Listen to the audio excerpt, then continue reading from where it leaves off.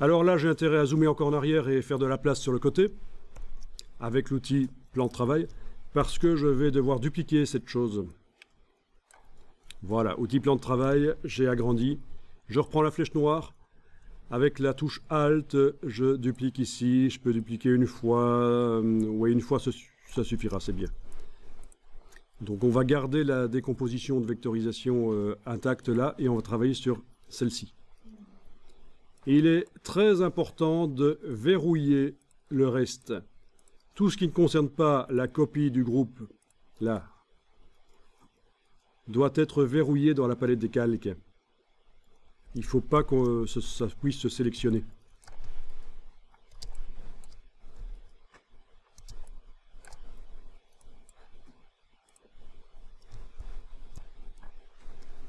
Alors, avec la flèche blanche, je vais aller sélectionner mon fond vert. Donc, flèche blanche.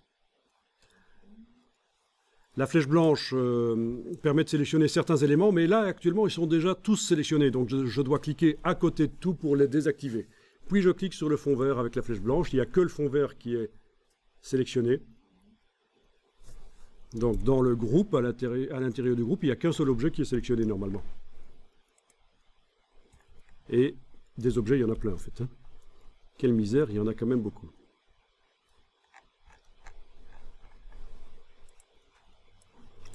Et je supprime avec la touche suppression sur le clavier. Voilà.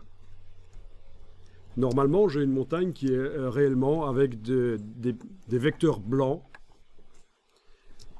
En réalité, les objets dans Illustrator, ils sont entourés de transparence. Mais pour que ça fasse pas mal aux yeux, on vous met du blanc en couleur de fond.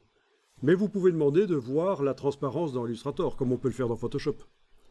Par le menu Affichage, Affichage, afficher le damier de transparence. Voilà.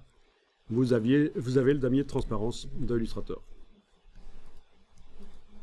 Et vous voyez que votre objet est réellement entouré de transparence. Et il y a des vecteurs blancs, c'est pas du transparent. Le damier de transparence est assez horrible.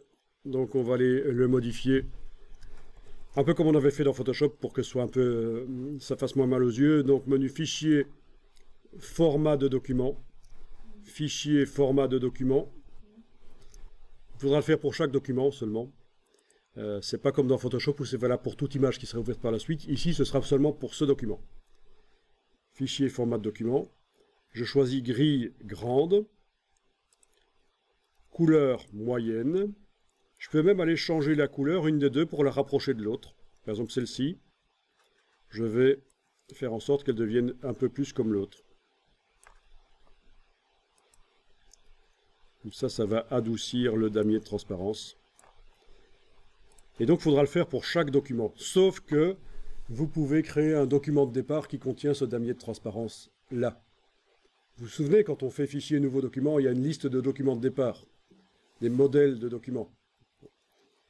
Et j'en avais ajouté moi-même certains que j'avais fait.